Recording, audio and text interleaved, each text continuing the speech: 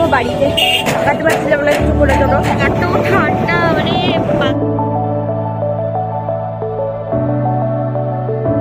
সকাল রেডি হয়ে নিয়েছি, আর আজকে ওয়েদারটা এতটা মেঘলা, বাইরে পুরো কুয়াশা। যেদিন কোথাও বেরোনোর প্ল্যান হয় সেদিন হলো কি হয় বাইরে কুয়াশা, ওদিকে আমার দিদা ফোনে কথা বলছে, পাশ থেকে আওয়াজ আসতে পারে। সো এখন যাব একটু বেথুয়া ডহরিতে। আগের দিন তোমাদের বলছিলাম যেহেতু একটা আমার দিদা মারা গেছে, ওই দিদা শ্রাদ্ধ হয়তো রয়েছে, তো সেটাতেই যাব, সকাল সকাল বেরিয়ে পড়বো। তো চলো ব্লগটা শুরু করি, পুরো ব্লগটা দেখতে থাকো। সকালের রাস্তাটা দেখলাম, অ্যাকচুয়ালি সকালবেলা উঠি কিন্তু ঘরেই থাকি, তো ঘর থেকে আর বেরোনো হয় না। আজকে বেরিয়ে বেশ ভালো লাগছে, সকাল সকাল অনেক বছর পর কোথাও ঘুরতে যাচ্ছি।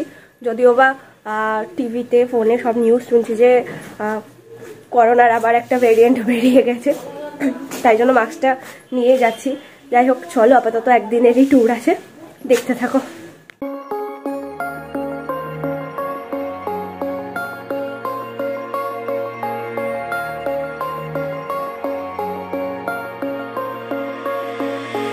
Just take a breath and take it deep.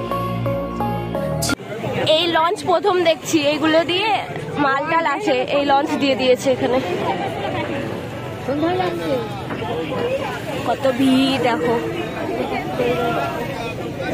এদিকে নৌকাটা আসলো বলে ফাঁকা।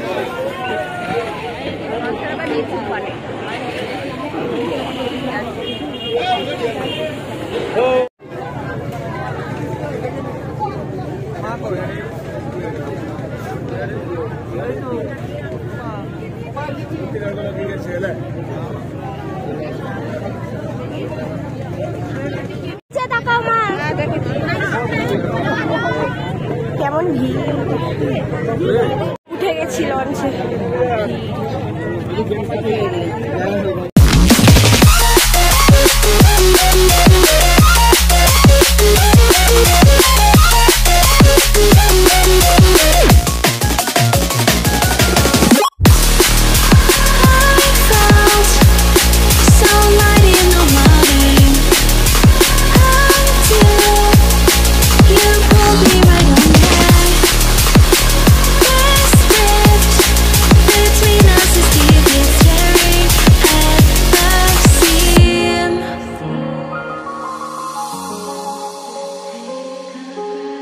ভিতরে দেখো কত শ্যাওলা,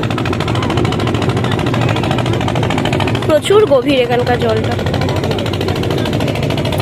কত নৌকা চারিধারে, ভিড় দেখো একদম।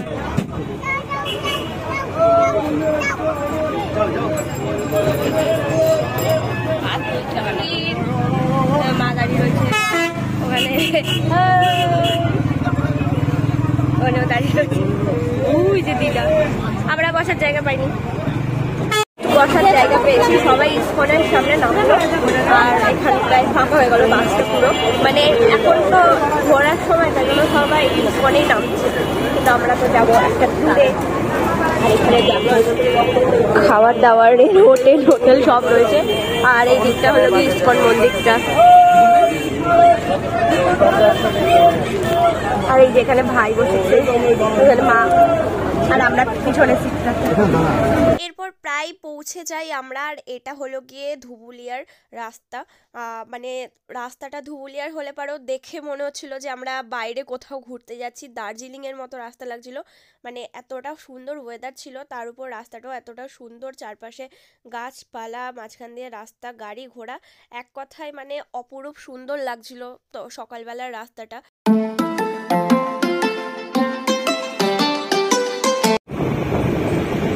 এত ঠান্ডা, মানে বাধ্য হয়ে আমি ব্যাগটা উপরে তুলে দিয়েছিলাম, ব্যাগটা আমাকে নিচে পেরে চাদর মাথায় দিতে হলো। আর হাওয়া দিচ্ছে এত, নর্মালি অতটা ঠান্ডা নেই, কিন্তু বাসটা চলছে, হাওয়াটা আসছে, এত ঠান্ডা লাগছে। আর ওইদিকে আমার ভাই এক দুষ্টু, ও মাথায় চাদর দেবে না, বাপরে বাপ।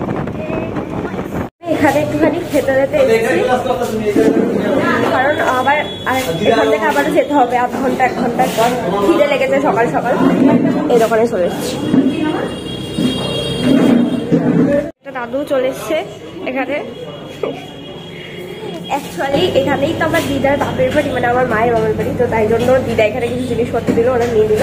এখন খাবো, খাওয়ার এখনো দেয়নি। এখানে সব কেকের ঘর, এখানেও কুয়াশা পড়ে গেছে। যে পরোটা আর ছোলার ডাল, ভাই খাবে মিষ্টি দিয়ে। এক ঘড়ি গেল পুরো একদম। এই যে বদমাস, এ আমার চোখে দিয়ে দিল একদম খোঁচা। আমি তাকাতে পারছিলাম না কিছু করার জন্য। এখনো অব্দি কেমন একটা স্পট দেখতে পাচ্ছি, কি জানি কি হলো চোখটায়। ব্যথা চোখ নিয়ে আবার উঠে পড়লাম অটোয়। এবার যাব মূল গন্তব্যস্থল বেথুয়া ডহরিতে। এবার এখান থেকে হেঁটেই পৌঁছে যাব বাড়িতে।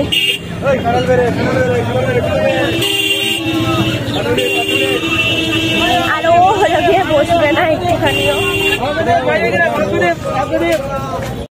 ঘরে বসে রয়েছি, মানে আসতে প্রায় 2 ঘন্টা থেকে 2.5 ঘন্টা লেগে গেল। সো যাই হোক, ভিডিওটা তাহলে এখানে এন্ড করছি। ভিডিওটা জানি ছোট হয়েছে, তাও এখানে এন্ড করে দিচ্ছি। ভালো লাগলে অবশ্যই লাইক, কমেন্ট, শেয়ার আর চ্যানেলটাকে সাবস্ক্রাইব করে রেখো। দেখা হচ্ছে নেক্সট ব্লগে, ততক্ষণের জন্য টাটা সবাইকে। টাটা দিয়ে দাও।